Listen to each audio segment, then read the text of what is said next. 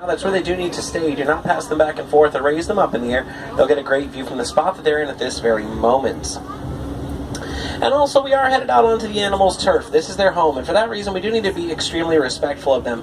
Don't do it. We are headed out into the Little Ituri Forest, which will be the first stop on our adventure this afternoon. A couple of animals we can already see coming up right on the left. Up ahead on that left-hand side, you'll be able to see a couple of different types of animals. They live in small family units, but never more than about 10 or so will ever actually live together. Now, they are the largest forest antelope as well. They weigh about 900 pounds each and can disappear from view in just a few seconds because of their slick back horns. The brownish antelope next to us as well, that's a greater kudu. Specifically, that one's a female. I know that because she does not have horns on her head. Only male kudu will have horns, which can be up to 60 inches long in a large spiral shape. Beyond that, they're the second tallest land animals in the world. They stand about 55 inches tall at the shoulder. Keep an eye on the right. Way up there on that right-hand side behind the thicket, you'll see a brownish animal with some striped legs. That is an okapi. Structure, stride pattern, and 18-inch long tongue as the giraffe does. The only thing it didn't get was the height. It's a whole lot shorter. If you take a look off to our left-hand side, past the watering hole and up near the clay wall, there is a black rhino. Oh. The black rhino is actually the smaller of the two rhino species that live on this reserve. Fully grown, they weigh about 3,000 pounds. Unfortunately, though, there are less than 5,000 of them left in the world, and that is because of poaching. They're poached for their horns. Some cultures think that rhino horns have medicinal value of some kind. They don't. They're made out of keratin, and keratin's the same exact stuff that your hair and fingernails are made from. So there's absolutely no value to a rhino's horn whatsoever. We are going to go ahead, though, and make our way a bit deeper into the reserve now as we head on down to the Safi River Valley. The Safi River is one of my personal favorites. It is home to quite a few different animals. Big and small birds and fish, mammals, reptiles alike. Keep an eye out as we head on down the hill, and we'll see what animals await in the Safi today. In fact, I think we're going to get pretty lucky. The Nile hippopotamus, the largest of all the animals that live in the river. Fully grown, hippo weighs about 5,500 pounds, and they are actually herbivores. They only eat plants about. They attack to defend their territory, and they are extremely territorial. Speaking of their territory, that is the water. They do live in the water, which makes it a bit more sad when you learn that hippos themselves can't swim. Yeah, hippos cannot swim. Instead, they take big deep breaths, which they hold for 8 minutes at a time. They dive underwater and walk on the bottom of the river to get where they're going. There's one right there. Now, also on that left-hand side, the large white and gray birds. Yeah. Those are pink-backed pelicans. Now, they are named for their backs, which do turn pink during mating season. They are the smallest of all the pelican species, and their mouth is actually so large that they can fit more food in there than they can inside of their entire stomach. Keep an eye out on the left, though. A couple more hippos over in the shallows, as well as one that's laying down on the banks here.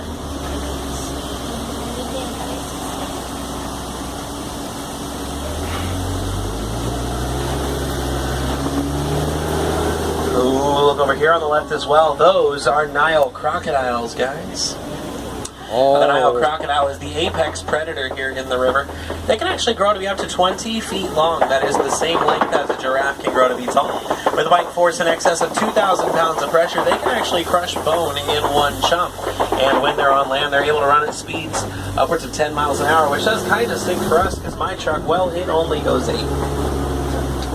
But we're going to be fine because those crocodiles look pretty comfy back there near and in the water.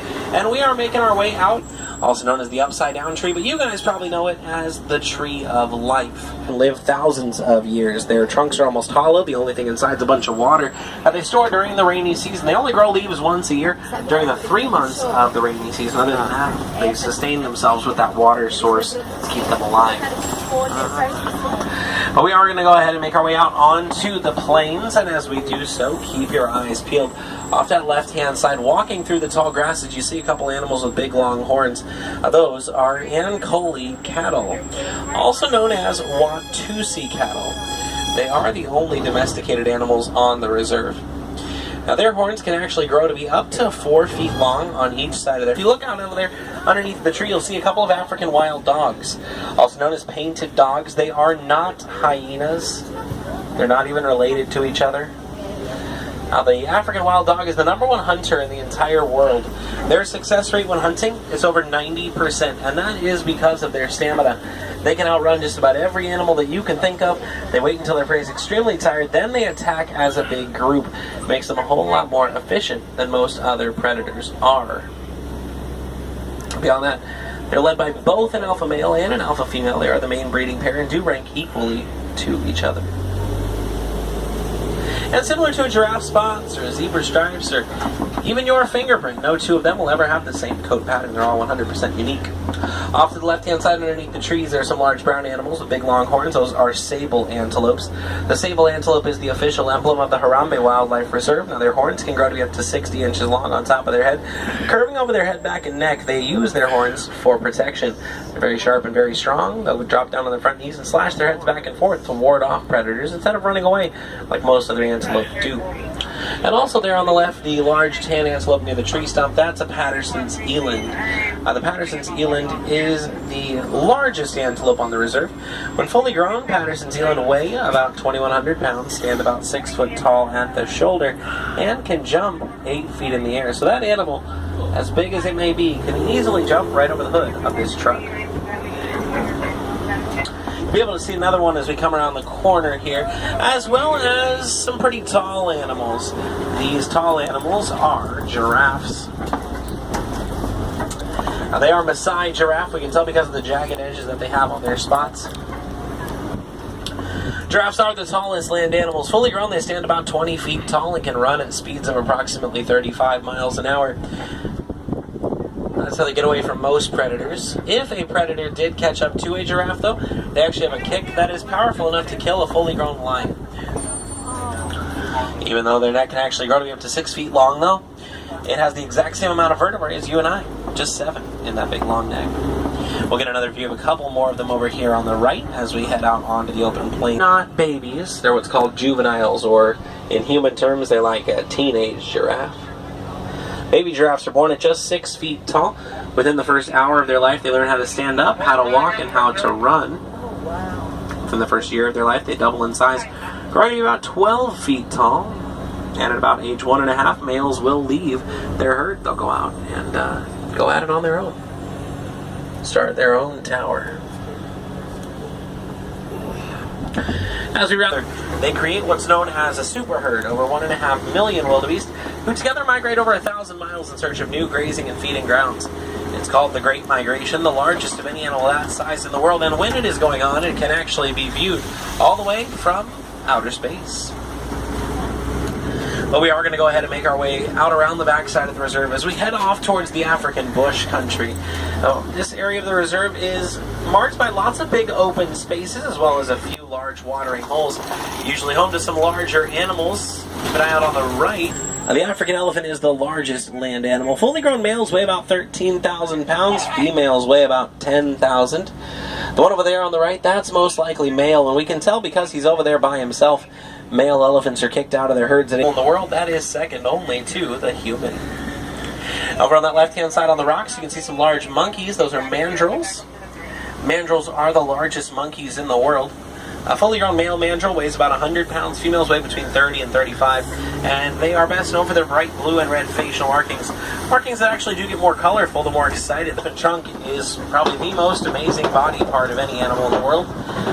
It's fully prehensile. They can use it the same way that we use our hands. They can grab onto things, whether that is a single blade of grass or a whole tree trunk. They can even hold up to 5 gallons of water in their trunk at a time. There are more muscles actually in one elephant trunk. There's over 100,000. Some more tusk marks and footprints. Makes me think there's some more elephants nearby. Look off to the left. I think we'll be able to see a few of them, maybe even a whole herd. I saw 2 there. It looks like there's a few more over the ridge too. Herds of elephants, they are led by a matriarch. She's usually the oldest and the largest of all the females. Very long life with a very large brain, and they are extremely smart. They will migrate especially effectively hundreds of miles every single year, and they somehow still end up at the exact same place, at the same grazing and feeding grounds, the same watering holes that they've been to their entire life. That is how they are able to stay nourished as well as smaller than the others. That is a baby elephant. She's not in the best spot right now, so we're just going to kind of have to roll by real slow, about this fast. Baby elephants, they do actually have the longest gestation period of any animal in the world. From conception to birth, the average is 22 months, almost 2 years. When they're born, they also weigh about 250 pounds, so they're pretty big right off the bat. Now, unfortunately, my friends, the elephant is one of the most endangered animals out here. They are poached every single day. 96 of them on average lose their lives due to poaching.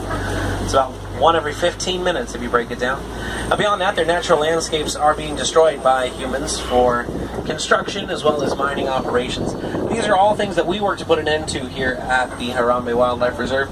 We do that in conjunction with our partners at the Disney Conservation Fund. Over here on the left-hand side, there are some large and pink birds. Those are greater flamingos. They're the lightest pink and the tallest flamingos in the world. They get their coloration from their diet, which consists of brine shrimp. Little tiny shrimp that are high in a nutrient called tein. That is what actually does turn them pink. They're hatched like gray, and it does take about 1.5 years for them to get their coloration. No matter how much they eat, though, they'll never grow to be any more pink than the adults on the island were today.